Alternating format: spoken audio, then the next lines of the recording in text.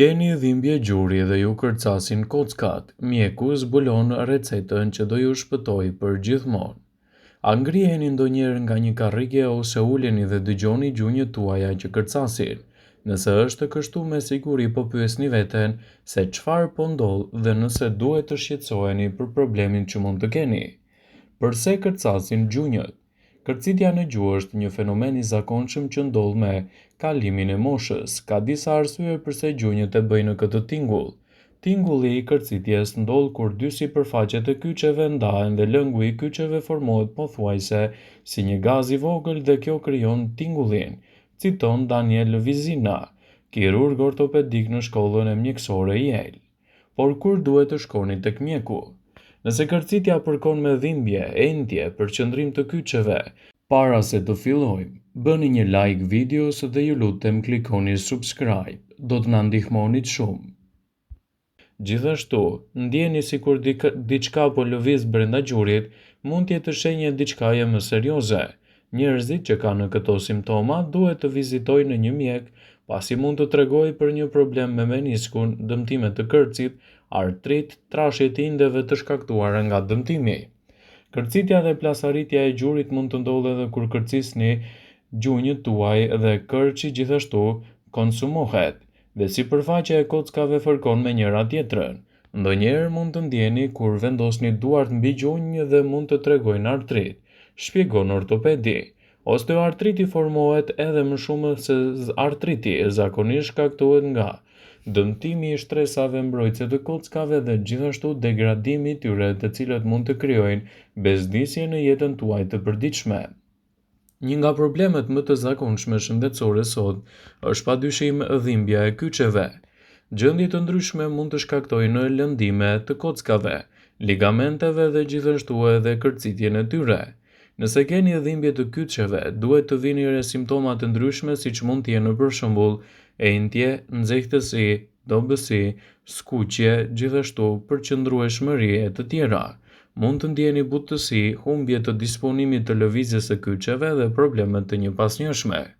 Nëse jeni një person që keni dhimbje të kyçeve, mos i neglizhoni simptomat. Paraqituni tek mjeku për një trajtim më të specializuar.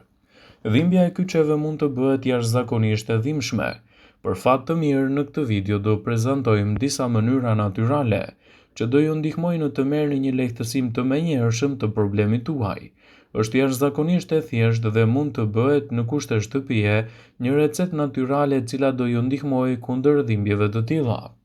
Limoni është një frut i pasur me minerale, vitamina të tilla si vitamina A, vitamina B6, vitamina C, vitamina B1, fosfori, kalciumi, kaliumi, gjithashtu pektin, magnez e të tjera. Shumë njerëz përdorin vetëm tulin e limonit, por nuk e dini se edhe lëkura e limonit ka përfitime të larmishme, sidomos edhe kundër këtyre dhimbjeve. Ajo mund t'i japë përfitime të mira në lehtësimin e kyçeve. Këtu do ju paraqesim dy mënyra natyrale se si mund të përdorni limonin për të lehtësuar këto komplikacione dhe të përmirësoni shëndetin tuaj në mënyrë të rregullt. Fillimisht gryeni lëkurën e limonit, por me kujdes, do të fërkoni vetëm pjesën e verdhët të tij.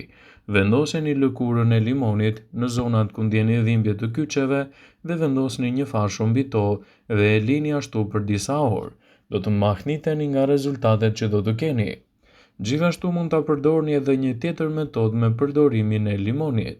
Përbërësit që u duhen në këtë aspekt janë 2 limon, vaj ulliri, gjithashtu gjethet e eukaliptit.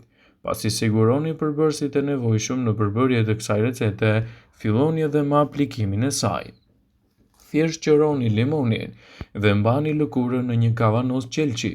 Siguroni ta mbushni plotësisht me vaj ulliri dhe më pas të shtoni gjethet e eukaliptit. Mbylleni kavanozin fort dhe lini të pushojë për të paktën 2 javë. Kur të ketë mbaruar kjo periudhë, mund të përdorni përzierjen sipas nevojës suaj. Zhytni një garzë dhe vendosni në zonën ku keni dhimbje. Mbulojeni me një fash. Për rezultate më të mira, aplikojeni këtë metodë çdo mbrëmje përpara se të shkoni për të fjetur. Kjo terapi fizike mund të ketë efekte të mira gjithashtu në lehtësimin e nyjeve dhe forcimin e shëndetit të tyre. Për rezultate më të mira mund të aplikoni atë vazhdimisht. Provojeni nga sot dhe do të habiteni me përfitimet që do të keni për shëndetin tuaj të nyjeve dhe lehtësimin e komplikacioneve të tilla. Ushqimet për kockat janë të rëndësishme për aktivitetet tuaja ditore. Nëse doni të keni kocka më të forta, më të shëndetshme dhe të mos zëvuani nga dhimbjet e tyre, tregohuni të vëmendshëm ndaj asaj që shtoni në dietën tuaj. Ndërsa njerëzit plaken, kockat e tyre do bësohen natyrshëm duke krijuar kështu një rrezik më të lartë për të pasur probleme të frakturave dhe lëndime të tjera të kyçeve. Kjo gjendje, e cila shpesh quhet me emrin osteoporoza, ndodh më shpesh, sidomos tek gratë, për shkak të humbjes së kockave të shkaktuara nga menopauza dhe masa më e ulët e kockave, citon Healthline. Ndaj duhet të kujdeseni më shumë për dietën tuaj ushqyese, sidomos në fazën e menopauzës. Osteoporoza mund të çojë në ndërlikime të tilla siç janë për shembull dhimbjet kronike, pa aftësia për të humbur jetën në mënyrë të parakohshme, gjithashtu edhe probleme në rritje të moshuarit. Edhe pse mund të mos jeni duke menduar se mund të parandaloni plotësisht osteoporozën, të ushqyerit shëndetshëm mund të kthehet në një element të mirë ushqyes për shëndetin e kockave dhe lehtësimin e këtyre dhimbjeve. Prandaj sigurohuni që dietën tuaj ta pasuroni me produkte të duhura natyrale, të cilat do t'i rendisim në këtë video sipas Healthline. Tofu. Tofuja është një nga ushqimet më të pasur me proteinë dhe me kalcium dhe sipas nutricionistes Jacqueline Klung, dietologe nutricioniste në Pittsburgh, thotë se shumica e tofus është e vendosur në trajtësirë kalciumi. Ai rekomandohet që ta hahet tofu dhe të kontrollohet etiketa për të siguruar që është tërësisht e pastër dhe pa përmbajtje të shtesave të ndryshme. Kumbullat e thata gjithashtu mund të jenë aleate të mira të shëndetit tuaj të kockave, për sa kohë i keni ato vazhdimisht në dietën tuaj. Përveç shëndetit të tretjes, kumullat e thata mbështesin gjithashtu edhe shëndetin më të mirë të kockave, duke u lehtësuar kështu një sër komplikacionesh që mund të ndikojnë drejt për së drejti në shëndetin tuaj. Frutat e thata janë të mbushura me shumë element ushqyes që forcojnë kockat, si vitamina K, e cila ndihmon në rregullimin e ekuilibrave të kalciumit dhe formimin e kockave. Kumullat e thata gjithashtu përmbajnë edhe mangan, një element thelbësor për shëndetin e kockave dhe lehtësimin e komplikacioneve të tyre. Nëse doni të keni kocka më të shëndetshme, më të forta, në dietën tuaj shtoni edhe kosin. Kosi është i pasur me vitaminën D, kalium, proteina, të cilat mbështesin shëndetin e kockave, citon Klung.